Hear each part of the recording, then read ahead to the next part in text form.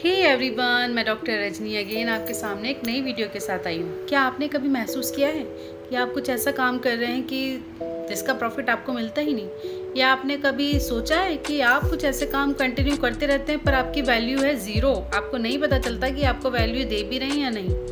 या कभी आपको ऐसा लगा है कि आप मशीन की तरह कंटिन्यू काम करे जा रहे हैं लेकिन आपको उसका कोई भी प्रॉफिट नहीं मिल रहा है और आपको लग रहा है कि आप नहीं हैं, आपको नहीं पता कि आपका क्या रोल है यहाँ पर। आपको बस लग रहा है कि बस करते जा रहे हैं, कोई फीलिंग नहीं है, कोई कुछ नहीं है। क्या आप कभी ऐसा फील करते हैं? जी हाँ, मुझे पता है बहुत सारे लोग बहुत सारी चीज़ों के साथ अपने आप को जोड़ रहे होंगे, लेकिन यहाँ मैं बात कर रही हूँ कार्ल मार्क्स की। जी हाँ, कार्ल मार्क्स की बात करते हैं। कार्ल मार्क्स ने ऐसी ही एक थ्योरी दी है जिसका नाम है एलिनेशन थ्योरी, जिसको अलगाववाद का सिद्धांत कहा जाता है।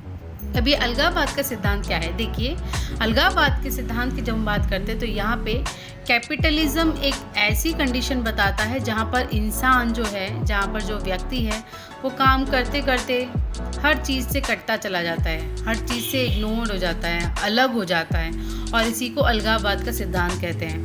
इस अलगाववाद के सिद्धांत के इन्होंने 4 तरीके बताए हैं, जिसको हम 4 फेज़ के अंदर लेके चलेंगे कि किस तरीके से वो हर चीज़ से कटता चला जाता है। पहला है उत्पादन से अलगाव, दूसरा है प्रकृति से, तीसरा है समाज से, और चौथा जो अंत में आता है वो है स्वयं से।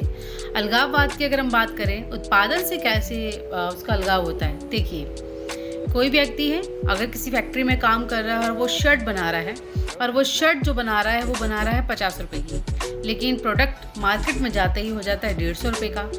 अब वो 150 रुपये का जो प्रोडक्ट है वो खुद के लिए वो 50 रुपये की शर्ट वो नहीं खरीद सकता, उसे वो 150 रुपये में ही खरीदना पड़ेगा। तो यहाँ पर वो प्रोडक्ट से अलग हो जाता है, उसको प्रोडक्ट का कोई बेनिफिट नहीं होता जिस चीज़ को वो बना रहा है। दूसरे प्रोडक्ट की बात करें तो वो है प्रकृति से अलगाव।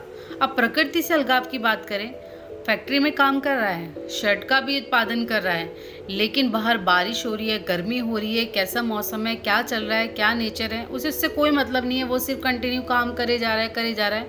उसे बाहर क्या चल रहा है, क्या नहीं चल रहा है, उसे इससे कोई मतलब नहीं है, क्योंकि उसका सिर्फ और सिर्फ फोकस जो है, व्यक्ति को वहाँ मशीन की तरह सिर्फ और सिर्फ प्रोडक्ट पर ध्यान दिया जाता है, प्रोड्यूस करवाया जाता है।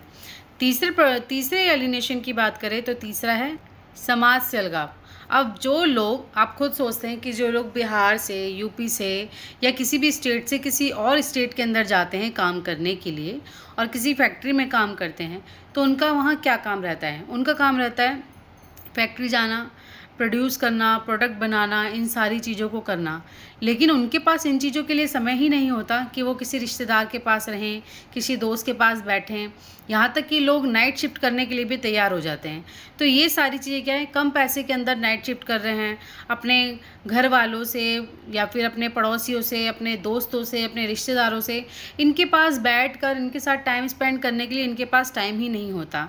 तो ये हो गया इनका समाज से अलगाव। उन्हें नहीं पता होता कि उनके पड़ोस में रहने वाला कौन है, क्या करता है, कहाँ जाता है। तो इस तरीके से जो लोग हैं वो समाज से अलगाव हो जाते हैं। और जो चौथा आता है वो है खुद से अलगाव।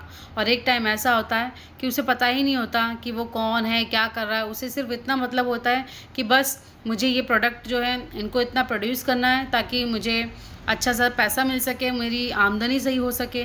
तो उसका वहाँ पर सिर्फ और सिर्फ एक ही पर्पस होता है कि आमदनी को ज़्यादा से ज़्यादा करना, चाहे वो मशीन की तरह दिन रात लगा रहे। तो यहाँ पे जो मार्क्स थे वो कैपिटलिज्म के बारे में बात करते हैं कि कैपिटलिज्म ने किस तरीके से मनुष्य को एक मशीनरी के अंदर कन्वर्ट कर दिया है, और मशीनरी के अंदर कन्वर्ट करके उसको वो 4 तरीके से एलिनेट करता है, 4 तरीके से उसका अलगाव करता है। तो सबसे पहला वो प्रोडक्ट से करता है, जो कि वो तैयार तो करता है लेकिन उसी प्राइस में वो खुद के लिए नहीं खरीद सकता। दूसरा करता है वो नेचर से, कि प्रोडक्ट बना रहा है लेकिन बाहर क्या हो रहा है उसे उससे कोई मतलब नहीं है, सिर्फ और सिर्फ वो प्रोडक्ट पे ध्यान देता है।